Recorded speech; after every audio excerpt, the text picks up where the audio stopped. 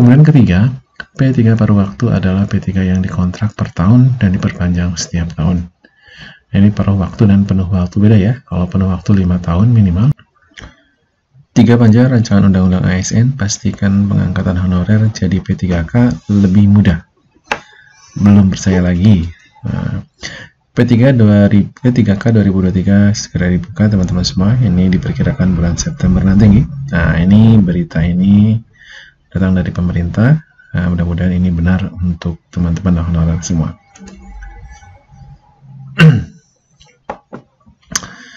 Tiga panja rancangan undang-undang ASN memastikan pengangkatan honorer menjadi P3K lebih mudah. Artinya, seleksi hanya berdasarkan tes observasi. Selain itu, honorer yang masa kerjanya di atas 10 tahun tentu nanti akan diangkat P3K penuh waktu ya. Pengangkatannya secara otomatis karena hanya berdasarkan tes observasi. Berikut ini pendapat 3 personel panja RUU-ASN Komisi 2 DPR RI yang dirangkum CPNN. Yang pertama adalah dari Bapak Samsyurizal ya.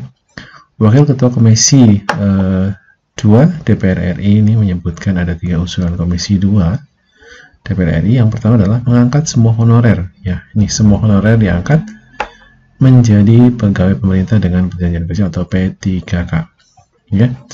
Kemudian usulan kedua adalah mengupayakan agar nanti ada juga dana pensiun untuk P3K. Ini akan terus dibunyikan Komisi 2 DPR RI agar P3K bisa mendapatkan pensiun seperti PNS. Kemudian usulan ketiga dari beliau adalah jenjang karir P3K yang boleh menduduki jabatan-jabatan tertentu. Jadi nantinya tidak ada bedanya ya antara PNS dan P3K. Ya, untuk saat ini memang untuk jabatan tertentu bisa ditempati oleh P3K, salah satunya adalah kepala sekolah ya. Kepala sekolah bisa berasal dari P3K asalkan dia sudah menempuh yang namanya guru penggerak ya. Jadi sekarang dari guru penggerak diambil, entah itu PNS ataupun P3K, tetap akan dijadikan kepala sekolah. Kemudian yang kedua adalah dari Bapak HM Rifki Nizami Karsayud ya. Anggota panja RUU-ASN Komisi 2 DPR RI dari Kalimantan Selatan. Ini mengungkapkan RUU-ASN ini salah satunya untuk menyelesaikan masalah honorer yang berjumlah 2,3 juta ya, yang akan ditiadakan per 20 November 2023. Dia menegaskan PP nomor 49 tahun 2018 tentang manajemen pegawai pemerintah dengan perjanjian kerja atau P3K mengamanatkan per 28 November tidak ada lagi honorer terkecuali P3K dan PNS. Agar ketentuan PP tersebut tidak berlaku lagi, maka RUU-ASN yang akan disahkan menjadi undang-undang baru ini akan disahkan pada bulan Agustus ini. Kemudian anggota Komisi 2 DPR RI dari fraksi PDI Perjuangan ini menambahkan sudah ada kesepakatan dengan pemerintah. Dalam hal ini, Menteri Pendayagunaan Aparatur Negara dan Reformasi Birokrasi atau Menpan RB, Bapak Abdullah Azwar Anas, tidak ada PHK massal terhadap honorer. Ini kabar baik buat teman-teman honorer ya. Kesepakatan itu pun sudah dilaksanakan Menpan RB dengan mengeluarkan surat edaran nomor ini gitu teman-teman semua tertanggal 25 Juli. Surat tersebut minta agar pejabat pembina kepegawaian atau PPK, instansi pusat dan daerah memperjelas status serta kedudukan ex honorer K2 maupun tenaga non-ASN. Kemudian Menteri Anas juga memerintahkan agar PPK mengalokasikan gaji honorer tanpa mengurangi pendapatan para ex K2 dan tenaga ASN, non-ASN. Itu salah satu kesepakatan panja RUU-ASN dengan Pak Menpan RB ya, ujar Rifki Nizami.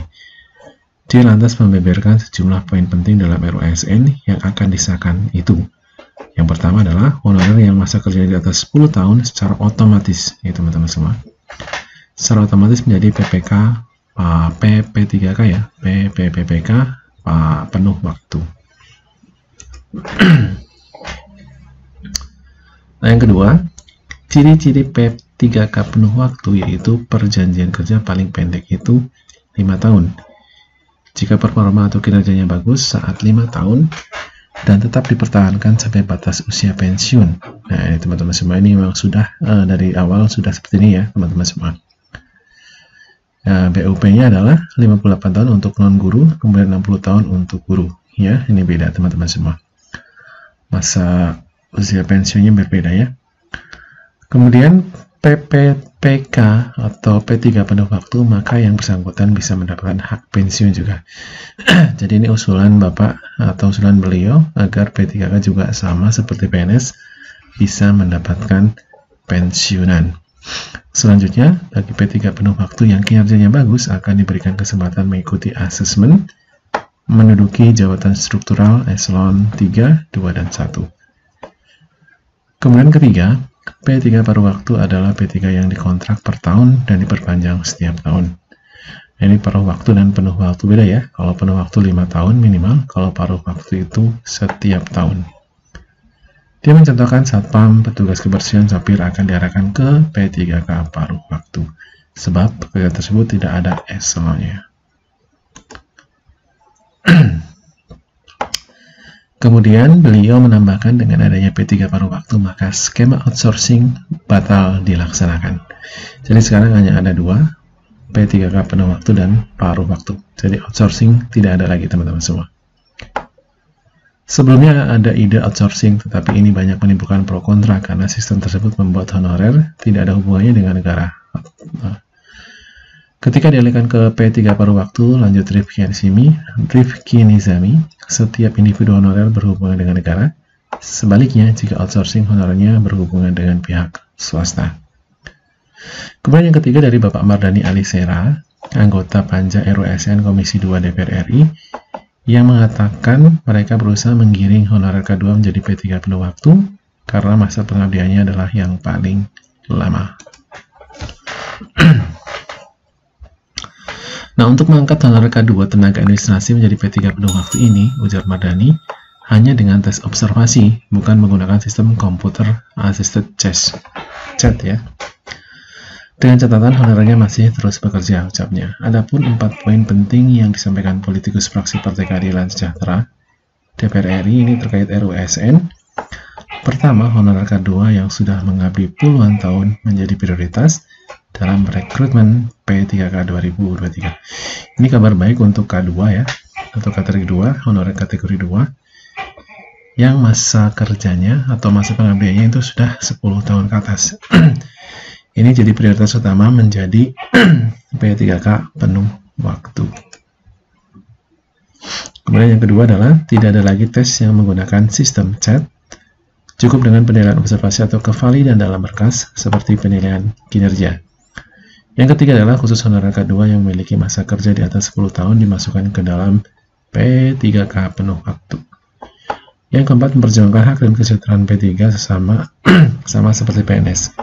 Sementara itu, Dewan Pembina Forum Honorer Tenaga Administrasi Indonesia, Nur Baiti, memberikan apresiasi, namun dia tetap mewanti-wanti agar turunan RUSN yang akan disahkan nanti harus menjaga kedudukan honorer ketika peralihan ke P3K paruh waktu maupun full time atau penuh waktu.